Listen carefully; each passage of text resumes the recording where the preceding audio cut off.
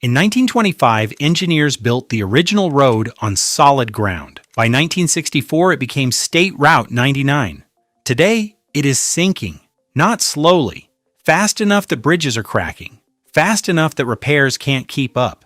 The ground beneath California's most important highway has dropped as much as 28 feet in the last century. That is the height of a 3-story building, vanishing beneath the surface, while the highway stays on top. The food on your table? It travels this road. California is spending billions to stop it, but the ground keeps winning. State Route 99 stretches 425 miles through the heart of California's Central Valley. It connects Bakersfield to Sacramento. It passes through Fresno, Modesto, Stockton, and it carries something more important than commuters. The Central Valley produces nearly 25% of all food grown in the United States. Almonds, tomatoes, grapes, dairy, all of it moves on this highway. But since the 1920s, farmers have been pumping billions of gallons of groundwater from the aquifers deep beneath this land. When you remove water from underground, the soil above compresses, compacts, collapses inward forever. NASA satellites have measured areas of the Central Valley sinking as fast as 2 feet per year. 2 feet in a single year. The ground doesn't bounce back. Once it collapses, it is gone forever, and Route 99 sits directly on top of it. But here is what most people don't know. The sinking isn't happening everywhere equally. NASA and JPL have identified 2 massive subsidence bowls centered on the towns of Chowchilla and Corcoran that cover hundreds of square miles. These aren't gentle dips. Near Corcoran, one of the fastest sinking areas in the entire country, the ground has dropped nearly 2 feet per year during peak drought cycles, and Route 99 runs directly through both of them. Here's why this makes it so much worse than a simple sinkhole. The road doesn't fall into a hole, it gets stretched and compressed at the edges of these massive bowls, creating shear stresses that standard asphalt was never designed to handle. The highway isn't just sinking, it is being torn apart from underneath. Here is what subsidence does to a highway. The ground doesn't sink evenly. Different sections drop at different rates. Pavement rises and dips in waves, creating roller coaster effects for the trucks carrying America's food at highway speed. Bridges crack at their foundations. Approach ramps no longer align with the bridges they connect to. And here is a detail almost nobody talks about.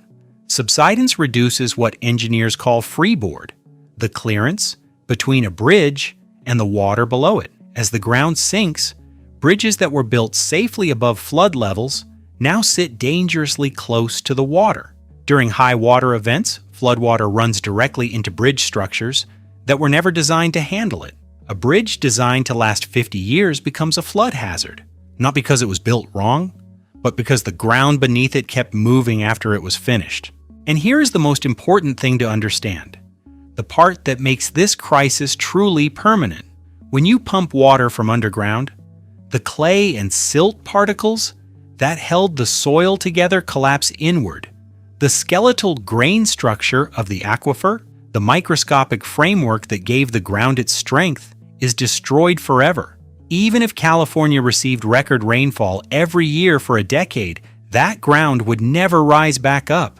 The storage capacity of the underground reservoir is physically gone, which means the foundation beneath Route 99 is not just damaged, it is permanently unstable. Engineers are not fixing a problem, they are managing a condition that will never go away. But here is the part of this story that almost nobody has covered. Route 99 is not sinking alone. Running parallel to the highway is the Freant-Kern Canal, a 152-mile water delivery system that supplies water to 1 million acres of farmland and 250,000 Californians. Because of subsidence, this canal has lost 60% of its water-carrying capacity. 60%. Less canal water means farmers must pump more groundwater. More groundwater pumping means more subsidence.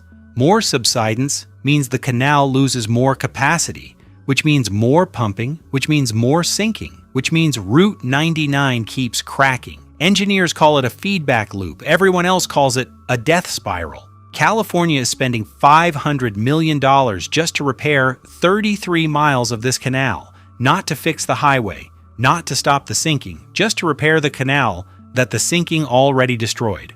Route 99 is not just a road, it is America's food pipeline. When subsidence buckles the pavement, trucks slow down, logistics chains back up, delivery times increase. Every crack in this road eventually shows up in your grocery bill.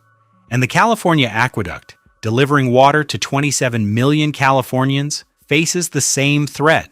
A 2025 government study found subsidence has already reduced its capacity by 3%. But by 2043, under the worst-case scenario, that number could reach 87%. Why 87%? Because the aqueduct relies entirely on gravity to move water downhill. As the ground sinks, the slope flattens.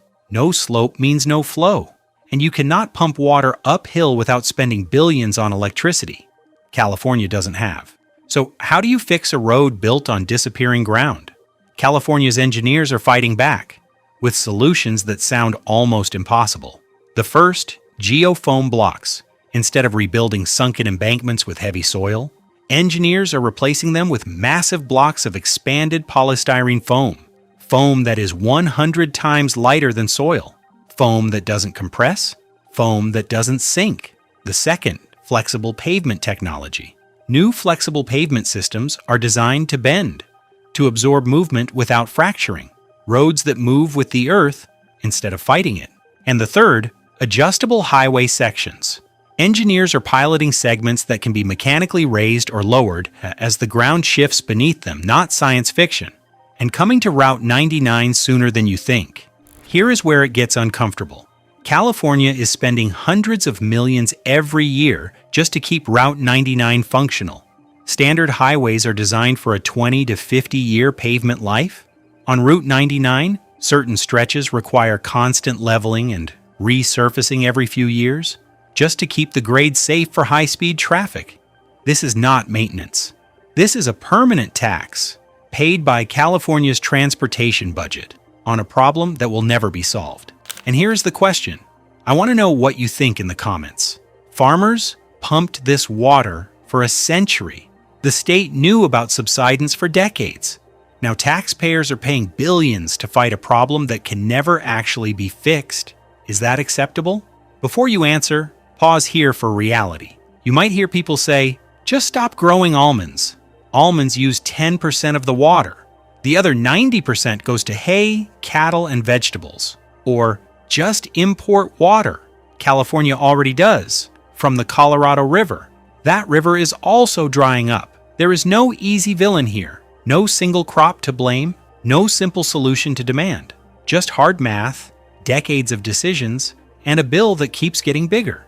If California fixes it, groundwater levels stabilize, subsidence slows, Route 99 survives, the canal delivers water again, and the region that feeds a quarter of America builds a sustainable future.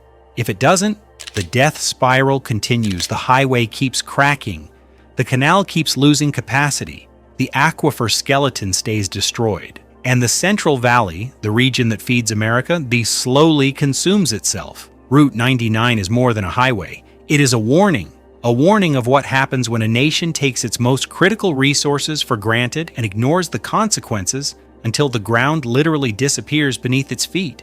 California is spending billions, not to build something new, but to save something that was never supposed to need saving. Because sometimes the most expensive mistakes are not the ones you make suddenly. They are the ones you make inch by inch, year by year, until the ground itself gives way. And if you think California's sinking highway is America's most bizarre infrastructure story, there is a train in Texas that has been almost ready for 15 years, $40 billion approved, 0 miles of track built. Amtrak quit, Japanese investors quit, Spain's railway operator quit, and the company says it's still happening. That video is coming next. Subscribe now, because this story only gets stranger.